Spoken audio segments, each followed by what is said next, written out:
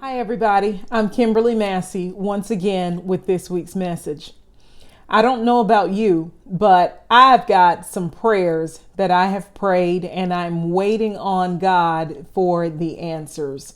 I've said this many, many times, but the answer to prayer can be yes, it can be no, or it can be wait. And quite often, when the answer is wait, it can seem like no. This past couple of weeks in Bible study, we've read two very different ways that God answered prayer. He did answer. The answer to both prayers was yes, but the time period was very different.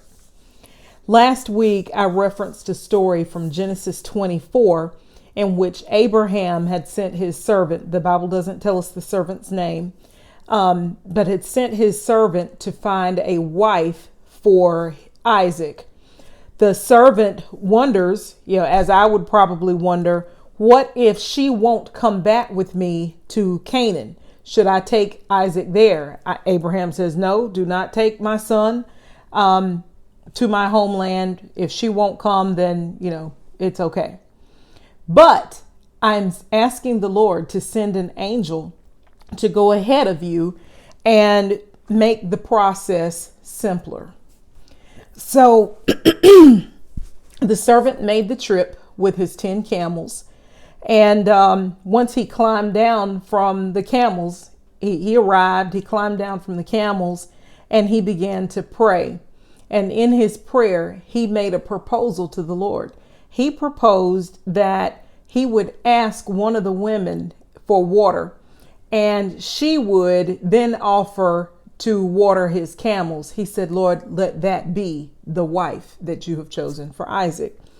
And verse 15 of Genesis 24 says, before he had finished praying, Rebekah came out with her jar on her shoulder. So this prayer was answered before he even got up from the ground from his prayer. I don't know about you, but I'm amazed by that. I'm inspired by that. In this week's study, we were reading in Genesis 25, and it is about Isaac and Rebekah struggling to conceive. And I know that, the struggle to conceive is not just an old struggle. I know that struggle still exists. To a degree, I struggled to conceive 6 years.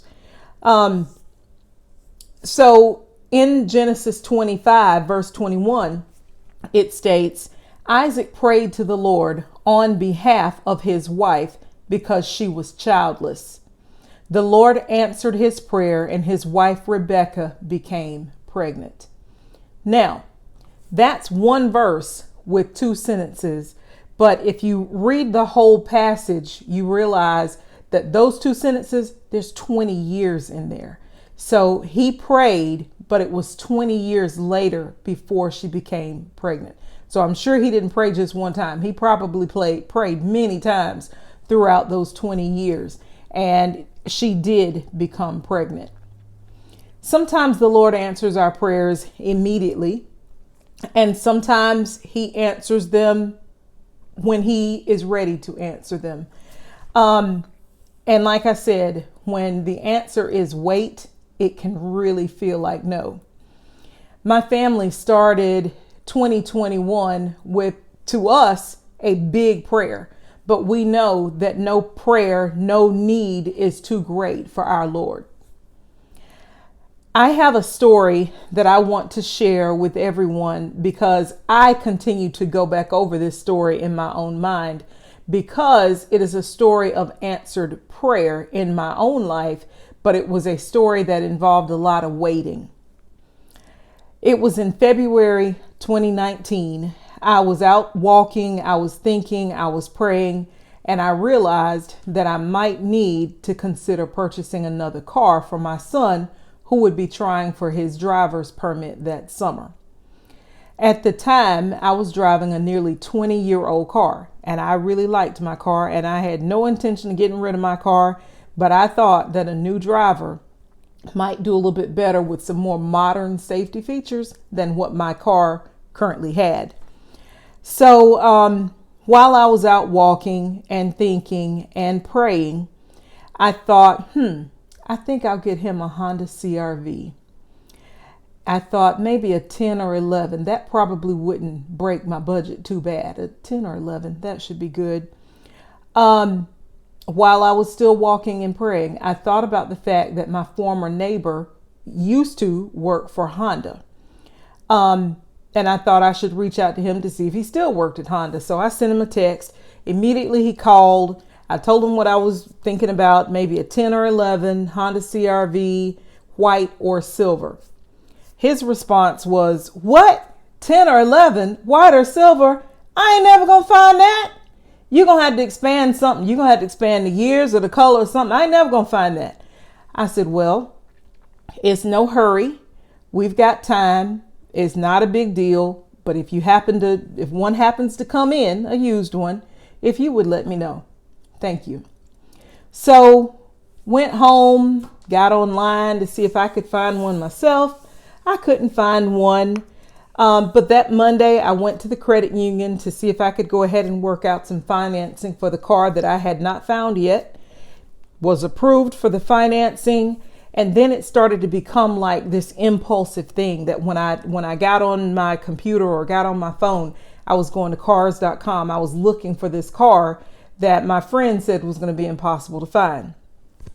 But I still knew that it was no hurry. It was no emergency. So that was February.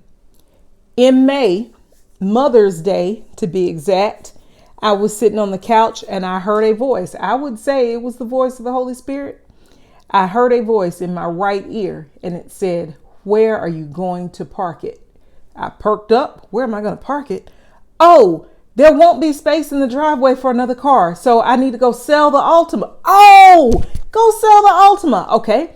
Got the vacuum cleaner. I went outside. I vacuumed that car, got all the stuff out of the glove box and did all this stuff. And I parked the car up the street so that, with a for sale sign on it, so that people who were interested in a car would maybe see it and maybe want to buy this nearly 20-year-old car. It took about 2 weeks. And sure enough, someone did buy the car. All right. So now it's like, all right, Lord, I did that. I did that. So now what? Are we ready with the Honda? We ready with the Honda? I was so excited. Got back on cars.com. Still no car. So July came and my son was now driving. He's got his permit. Checked back with my friend at Honda. Still no car. And, as I thought about it and been praying about it and thinking about it, I decided that I didn't want white or silver. I only wanted white. I wanted a 10 or 11 white Honda CRV. And he says, that ain't gonna happen. Ain't gonna happen. I've been looking at this thing since February. Ain't gonna happen. Ain't gonna happen. I said, well, I am starting to get a little antsy, but I don't want silver. I just want white. So let's just hope and pray that it'll come in. So the end of July came. And I'd kind of begun to expand my search. I was looking at compact SUVs that were white. It no longer had to be a Honda CRV for my search. And I came across this 2009 white Toyota RAV4. It was a Saturday morning. I called the dealership. They said, sure enough, they had it in stock. Come on out. You can test drive it.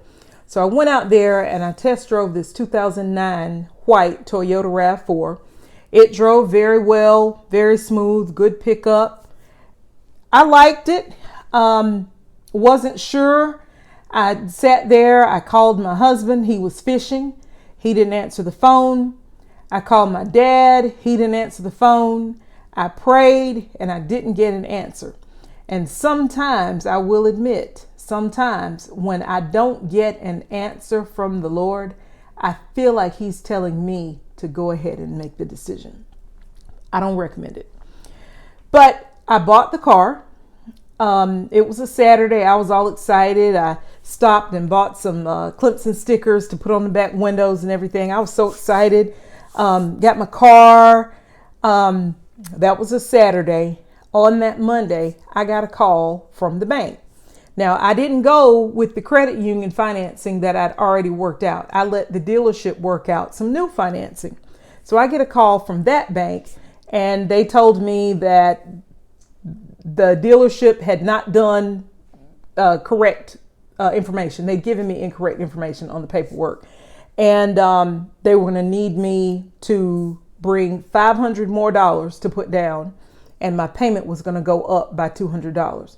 I was driving the car when the phone call came. I just started crying. I was like hyperventilating. I didn't know what to do.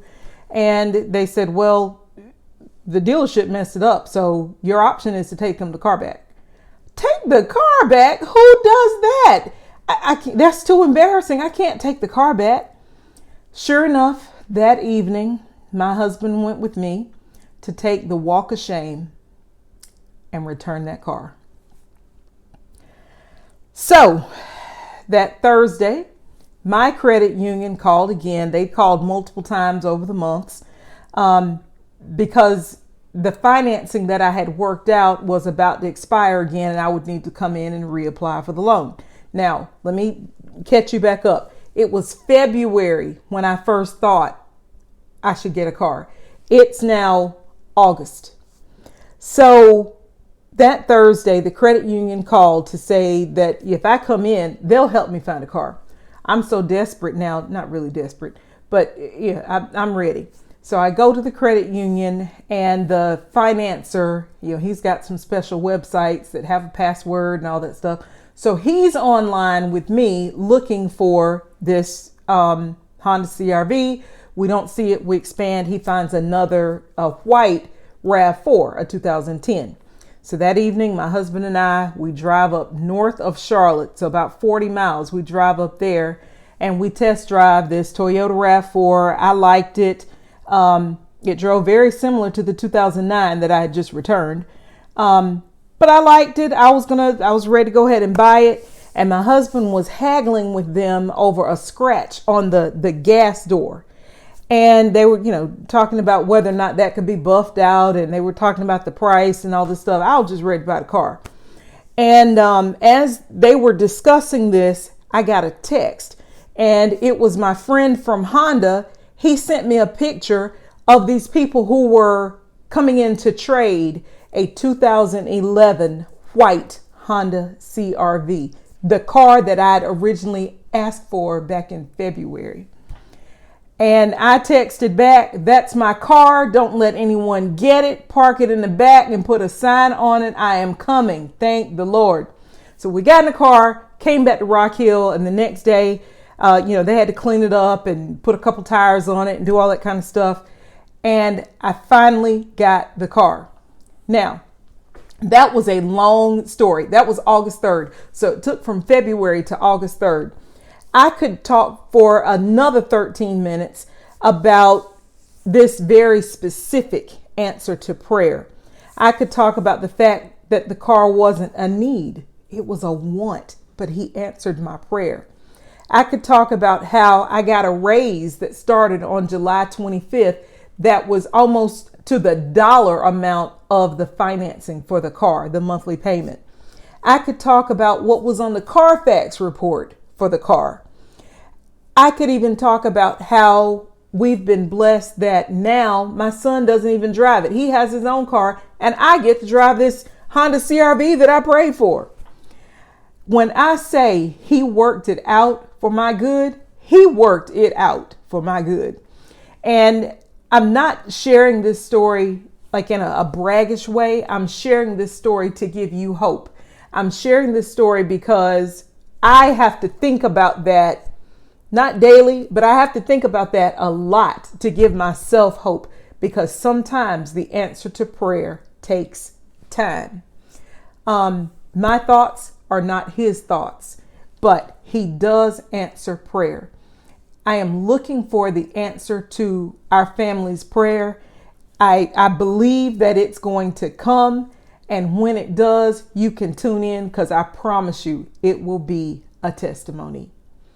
Thank you. Thank you. Thank you. Hope is real. Trust, pray. The Lord answers prayer. Thank you.